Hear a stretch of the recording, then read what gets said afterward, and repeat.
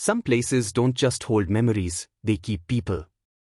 The Sun Down Motel is one of them, a roadside haunt where light flickers, secrets rot beneath the carpet, and a missing woman's story refuses to stay buried. Tonight, we'll follow two women, 35 years apart, who pull at the same frayed thread, and uncover a truth that won't stay quiet. Simone St. James weaves a slow-burning, ghost-suffused mystery that alternates between 1982 and 2017. In 1982 we meet Vivian Delaney, a young woman working the night shift at the Sun Down Motel. In 2017 we follow Carly Kirk, Weave's niece, who arrives determined to solve the family mystery. Her aunt disappeared from that motel before Carly was born. Two timelines. One place. The same chill in the air. The Sun Down Motel itself is a character, stuck in time, faded wallpaper, a pool closed after a boy's accidental death, and whispered stories about women who vanished.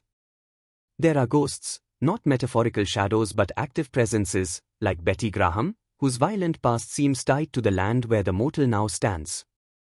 The hauntings are atmospheric but they also act as a sort of clueboard, pushing Weave toward questions the town refuses to ask. Weave isn't just spooked, she's stubborn. After noticing patterns and small disappearances, she begins trailing a polished traveling salesman named Simon Hess.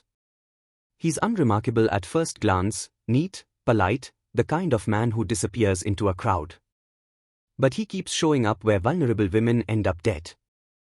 Weave calls the police, tries to warn people, and watches in horror as a girl named Tracy Waters is found murdered.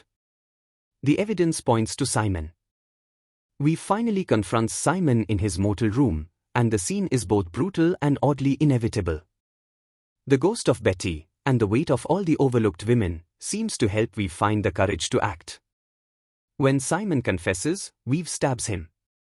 With the assistance of unlikely allies, photographer Marnie Mahoney and Officer Alma Trent, who are both entangled in the town's messy loyalties, they conceal his body.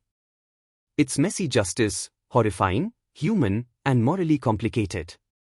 Enter Carly, decades later, grieving her mother, haunted by the family silence, and drawn to Fell like a magnet. She takes Weave's old room, makes friends, and slowly pieces together the same pattern Weave uncovered.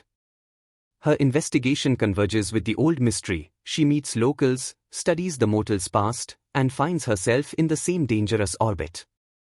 Carly's search is about history, yes, but more importantly it's about reclaiming a story her family was told to forget. As Carly gets closer, the past bleeds into the present. A man named Callum McRae, who claims to be Simon Hess's grandson, stalks the edges of the story, and a confrontation in the motel's dried-out pool finally forces the truth into daylight. Carly discovers that Weave did not simply vanish, she had dealt with Simon, and his body was hidden. When Weave reappears, living under an assumed name, the two timelines collide. Weave's confession eventually leads to scientific closure, DNA links Simon to multiple murders, and the town can finally name the pattern that terrorized it. The book doesn't give an easy, justice is equal to happy ending. Weave's actions, killing and covering up, force the community to confront its complicity. She ends up turning herself in, the DNA evidence reopens cases and the Sun Down Motel is demolished, as if the building itself can finally be allowed to decay now that the secret is out. The ghosts, too, find a sort of release.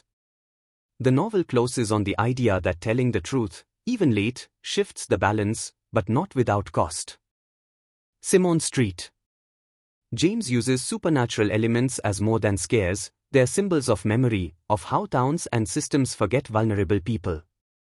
The Sun Down Motel asks, who listens when a woman warns?